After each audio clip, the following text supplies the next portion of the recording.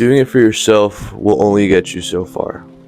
And I found that out as I went through my self improvement. So, whenever I first started, I remember I did start for more of like a hedonistic reason. I mean, of course, I wanted to improve myself, I wanted to be confident. More than that, I just wanted to get girls, you know?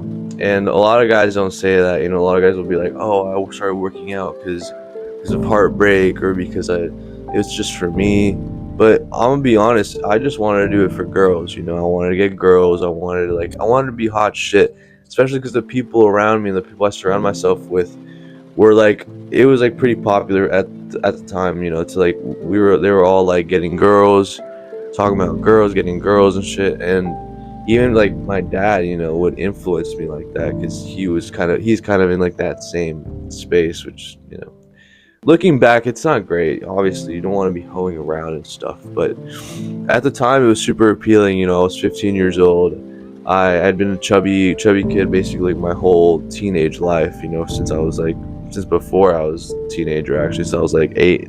I was like a chubby kid, and I always see the other kids get girls, and I was just like so super unpopular. I felt like a loser, and so seeing my cousins and like the people around me just like being able to do this, and I'm saying, well, why can't I, and so I start working out, I start eating clean, doing the good habits. And yeah, a lot of it improved my mental health because I was obviously I was very self-conscious. I didn't have much self-esteem, and so it helped a lot. But the issue was that I had no substance behind my improvement. It was more so, it was kind of vain. It was just kind of me doing it for like, because I wanted to have the appeal, and so eventually my confidence turned into like me becoming egotistical. I became an egotistical person. I started treating people differently just because I felt superior to them. And then I started treating the people close to me worse, just because I felt like, oh, I'm the shit. And so I get a reality check. I fall in love with a girl. Mind you, I had been like getting attraction from girls finally, and I was riding the high, I was riding that high. But eventually, like, I fall in love with one of them. She kind of plays me, and I'm crushed, you know? And more so than just the girl not liking me back, it was more kind of like a hit to my ego because I felt like I was hot shit, But it was like a slap in the face, like, no, you're not.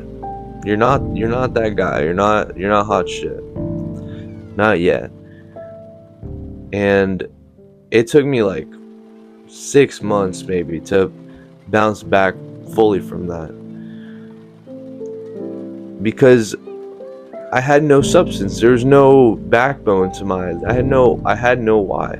I had no reason to beyond myself. I had no reason to push hard and to work hard and be the best version of myself.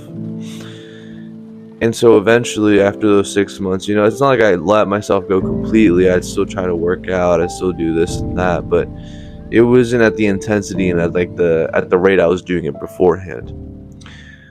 And so at the beginning of last year, I found my fire again. I found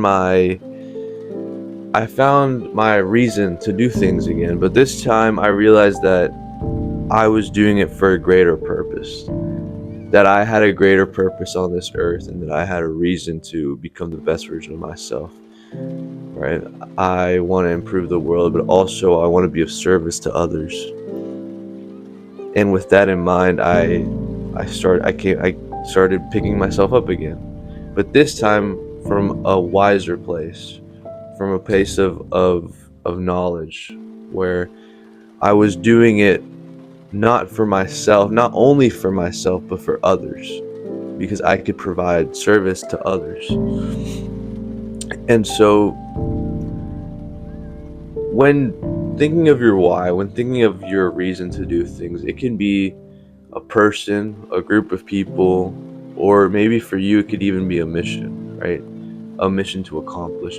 For me personally, the original thing that gets me out is my mom. My mom is it's the reason I push hard in the gym, in my work. It's the reason I try to give more than 100%, because she's always given that. She's always been that for me. She's always gone above and beyond for me, and not just in like the physical, because apart from just making sure I've had a comfortable and stable life, she's also like been there for me emotionally. And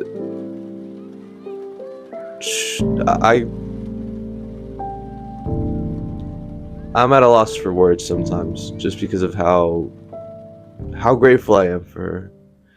She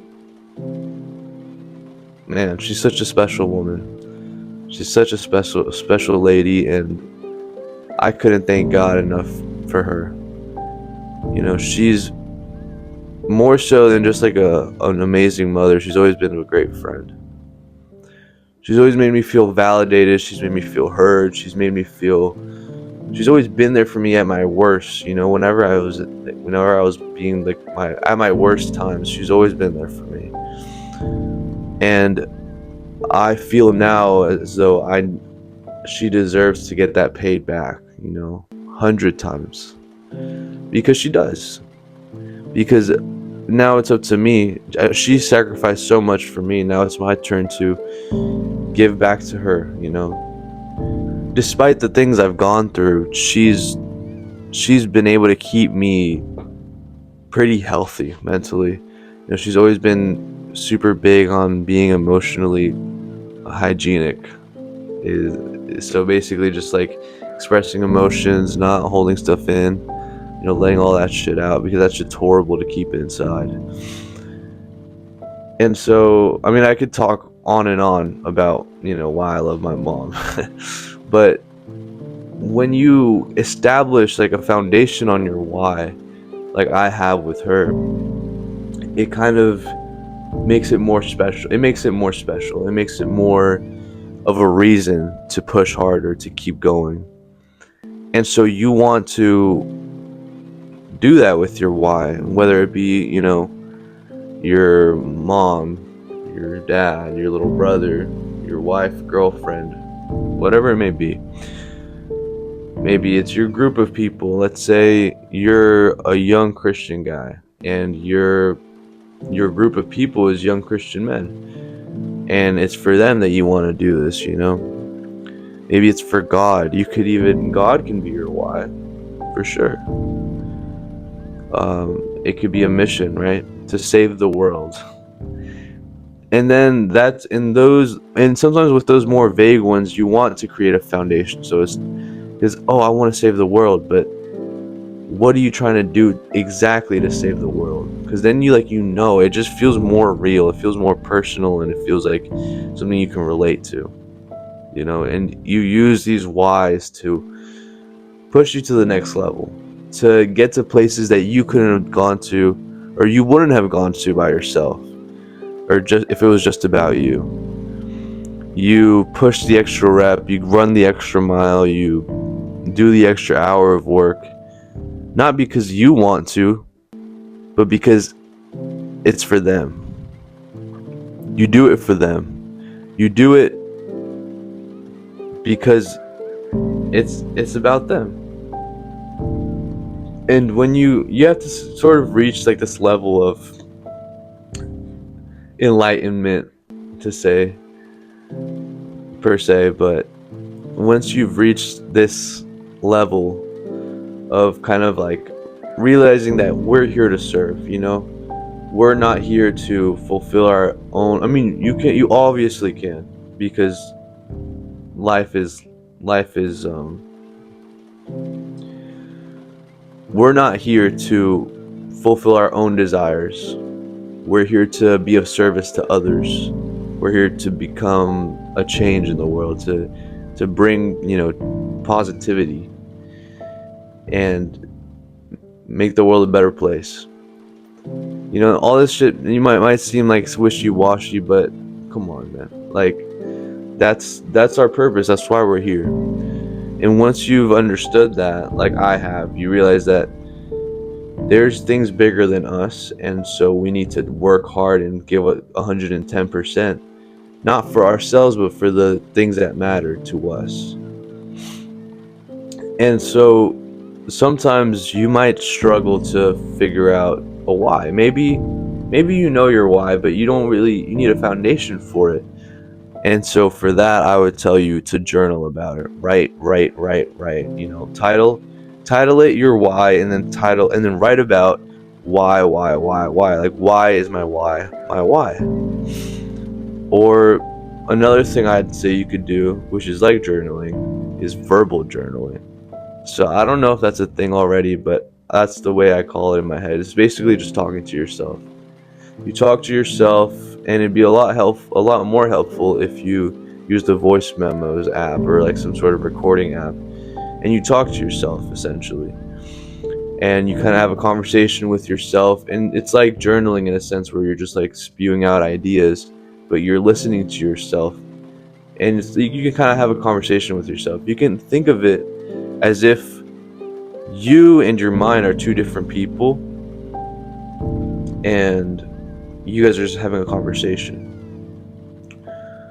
So I find that this is very helpful for me, especially whenever this isn't necessarily with the why. This is more so in my day to day. Whenever I'm going through like a hard experience or something difficult, especially something emotionally difficult, especially in regards to like heartbreak, I find that talking to myself, and recording it is really helpful, because it kind of like, it helps me express myself, because it's really hard for me to express myself with other people. And so when I talk to myself, I feel, I'm not getting judged, but I can also just let it out. So, and of course, I'm not telling you not to talk to other people. Please talk to someone. If you have someone that will listen to you, that won't judge you, that is really a good person for you to talk to, by all means talk to them. But if you don't, or if you feel like you don't, because the thing too is that sometimes you just don't feel like you do, even though you do. So do the verbal journaling, talk to yourself about it, or write about it, or meditate on it. Just sometimes our mind is so cluttered, and it's, a million ideas running at like one moment. It's just so meditating really help just kind of like calm your mind, and then you can really start thinking. But yeah, finding your why is something that's very essential if you want to keep trotting on this journey, because truth be told, you only get so far, and you might get pretty far, for vanity and stuff like that. But eventually you're gonna reach a plateau. You're gonna reach like a stopping point where you need something to push you, a bigger purpose, a bigger meaning, a bigger why. Don't forget to smile, bro. Peace. Mwah.